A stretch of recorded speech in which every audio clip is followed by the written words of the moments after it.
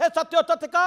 अब यह आम बात हो गई है कि प्रधानमंत्री मोदी किसी देश के दौरे पर जाते हैं तो खबर आ जाती है कि भारत के प्रधानमंत्री को वो देश अपने सर्वोच्च सम्मान के साथ नवाज रहा है। इस लिस्ट में लेटेस्ट नाम इस्लामिक मुल्क कुवैत का जुड़ गया है। कुवैत ने प्रधानमंत्री को अपने सर्वोच्च सम्मान द ऑर्डर ऑफ मुबारक अल कबीर से नवाजा है। कुवैत यह सम्मान दोस्ती के प्रतीक के तौर पर देता है।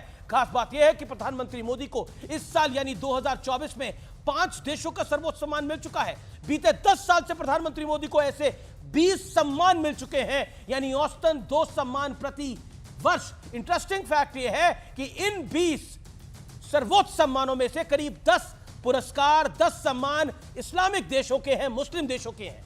यानी बीते 10 साल में करीब करीब हर साल मोदी को किसी ना किसी इस्लामिक देश से अपना सर्वोच्च सम्मान दिया है।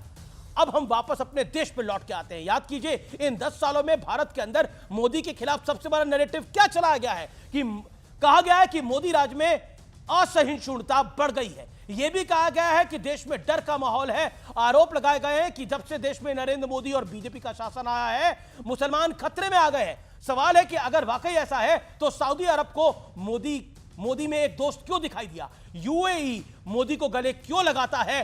फिर फिलिस्तीन के नारे, जिस फिलिस्तीन के नारे भारत की संसद में लगाए गए, उस फिलिस्तीन ने नरेंद्र मोदी को सर्वोच्च सम्मान क्यों दिया? तो फिर देश में डर के नाम पर माहौल बनाने वाले अपनी दुकान चलाना चाहते हैं और उनको लगता है कि उनकी दुकान में ग्राहक नहीं आएंगे अगर वो मोदी को मुसलमानों के नाम पर बुरा भला नहीं कहेंगे। तो अपनी दुकान चलाने के लिए ये एजेंडा चलाते हैं और इस्लामिक देश मोदी को सम्मान देते हैं। और ये सत्य और तथ्य है, इतिहास गवाह है कि सत्य हमेशा अडिग रहता है।